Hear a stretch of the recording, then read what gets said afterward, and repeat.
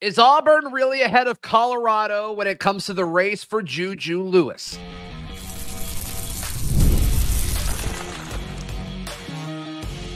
You are Locked On Auburn, your daily podcast on the Auburn Tigers. Part of the Locked On Podcast Network, your team every day.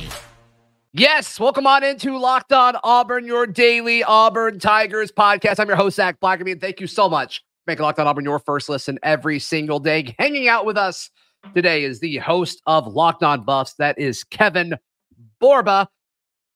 Juju Lewis heads to Colorado, heads to Boulder, gets the prime time treatment this past weekend, and the national media was all over it, Borba, as I'm sure you were very much used to covering Deion each and every day. Are you buying it? Are you buying that Colorado has really solid footing here with Juju? I think everything that I heard, this visit kind of solidified them as at least a contender. I think prior to this, it was kind of one of those things where, and I think we see this a lot with Deion Sanders, where it's like, yeah, I'll give Deion Sanders a shot. Why not go hang out with Deion Sanders for a day? But I feel like they threw everything at him. They threw the kitchen sink at him, and then they threw the pipes too, because they had a burger named after him by a local restaurant. They had just everything that you could have imagined. I'm sure they talked NIL deals a lot, or not the right people talked NIL deals. You know what I mean? But I think Colorado did everything they needed to do to really solidify themselves. And Josh Newberg, who's a friend of Locked On Buffs, talked about his top three. And realistically, he said that Auburn and Colorado are his top two schools for Juju, which means USC, who he's committed to, is kind of like on the back end trying to get back into the mix, it seems. So realistically, I think Colorado kind of made a statement this weekend and really impressed. And I'm really into reading into every social media post as a young person does. And the picture he posted was Shedeur Sanders handing him the keys to possibly the program. You never know. Well, then like the day before, he posted a AI generated picture of a lion. Like, what does that even mean? What does that mean? I'm like looking up lion mascots. I'm like, okay, who's got a lion on this? Yeah. Like there's Big Cat Weekend that Auburn has at the end of July. Some Auburn folks are like, is that lion's a big cat? Who knows? Lion's kind of like a tiger. I don't know. So Newberg has USC as Juju's third school. I have a hard time believing that, Kevin. Yeah, it's really weird. I think just the vibes I'm getting is like if he wasn't committed to USC, then I don't know if USC would kind of be the favorite. And I doubt USC losing those two 5-star defensive linemen really helped matters anyway. And so realistically, if you're Auburn or Colorado, you have to feel like a shark circling, and you just have to do whatever you can to like, hey, Juju, come over here. Hey, Juju, we really want you over here. So whatever move there is left to pull for either of the programs we cover, they need to make it. So on the Auburn side of this, there does seem to be a little bit of urgency, because if Juju's not your quarterback, you got to pivot. And KJ Lacey, who I know you're familiar with Texas as well, KJ Lacey is one of the names that's popping up a lot for Auburn. Is there any urgency from the Colorado side of this? How is Deion playing this from a timeline perspective?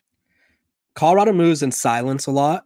And so I would say from the outside perspective for most people, it's like it's Juju or nothing for this 2025 class. It's like if Colorado doesn't get Juju, I personally think that they're going to end up having to get a portal quarterback regardless, because Shocker. Yeah. Deion get a portal player? What? I know. What?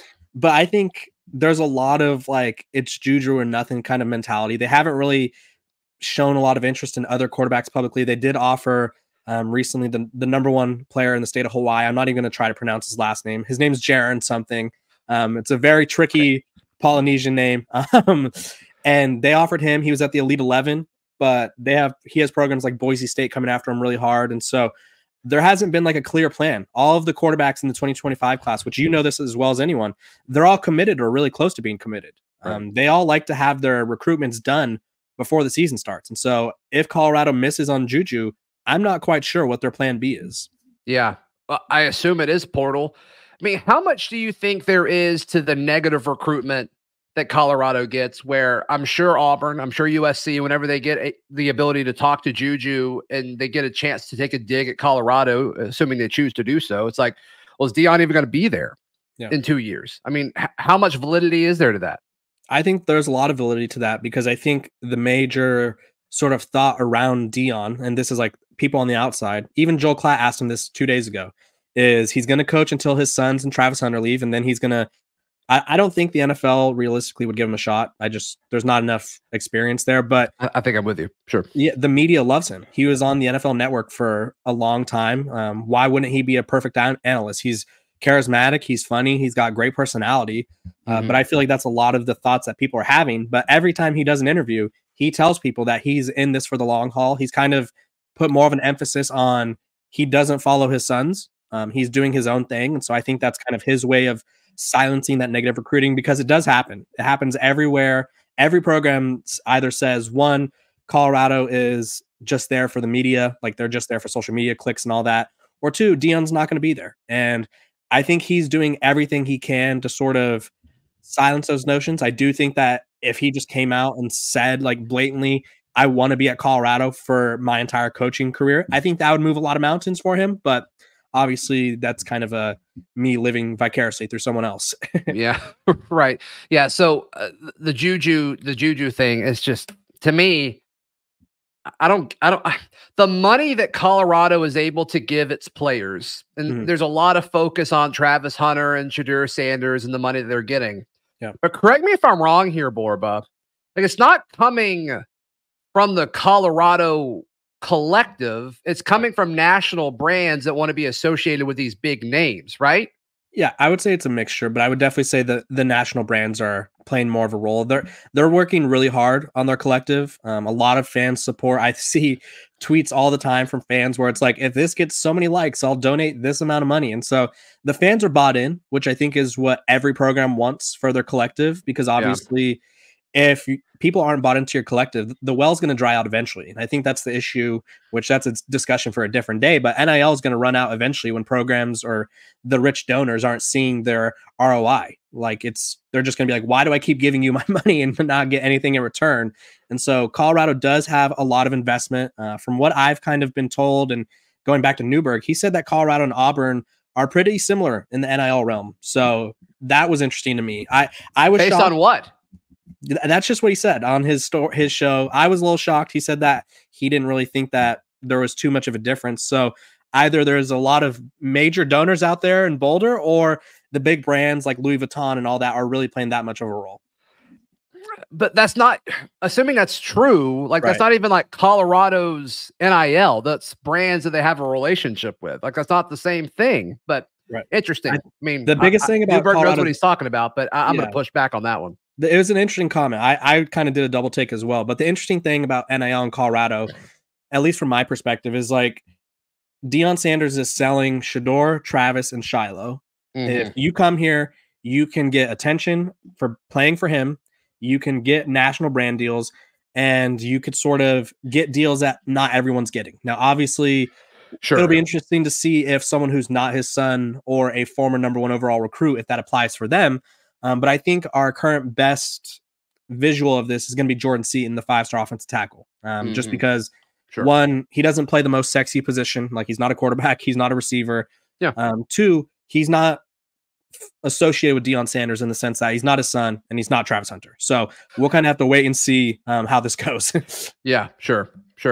So there's a weird connection right now between Colorado and Auburn. And it's not just Juju. It's not just Charles Kelly, but Auburn picked up the newest Auburn Tiger came from Colorado. We'll discuss that in just a moment right here on Locked On Auburn.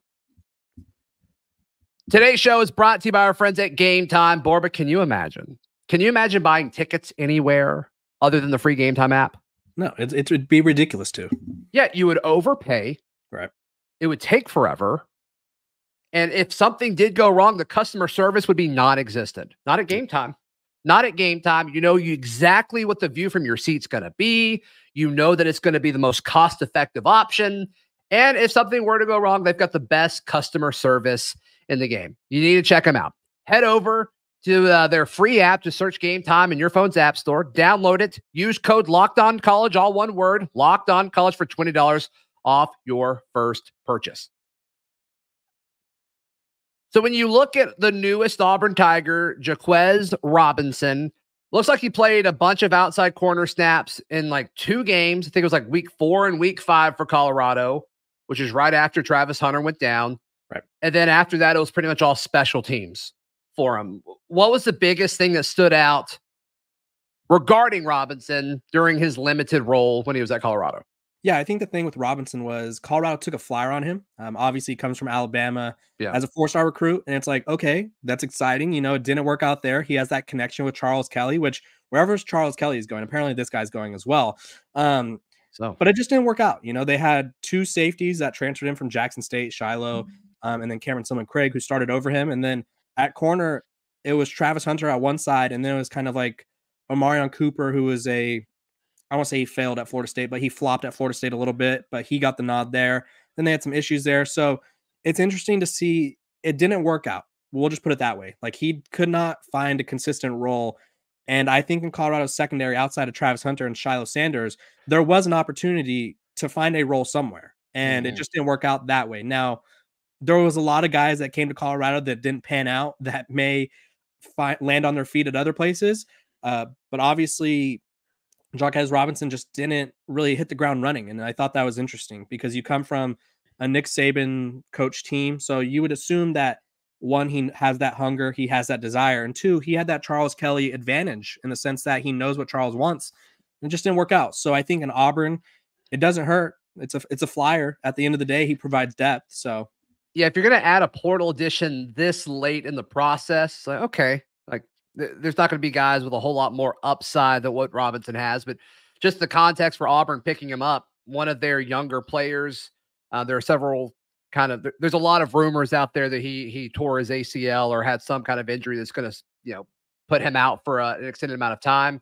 So what do? You go out and get somebody in a similar position that's played for Charles Kelly, probably already knows the verbiage and what he wants and what he expects. Like, it makes sense. Not every addition is going to make your roster ceiling higher, but this is a guy that, allows you to keep your depth at a kind of about the same spot that it was and maybe help you in practice just because he knows what to expect. That's what this seems like to me. Think of it as a trade, Colorado got Colton Hood and you guys got Jahquez Robinson. So who would you say won that trade? Haven't seen Colton Hood play. So I think it's probably I forgot y'all got Colton Hood. Yeah, I would rather have Colton Hood. Okay. Just being honest. Realistically, we haven't seen a lot from either of them. So it's like, which inexperienced, unproven guy do you like more? Colton Hood, the bright side with him is it's not a 1-year rental. Not that Jacquez is either, but Colton Hood was a freshman. So Colorado has him for the next 3-4 years possibly. So that's kind of the positive there. Who else did Colorado get from Auburn?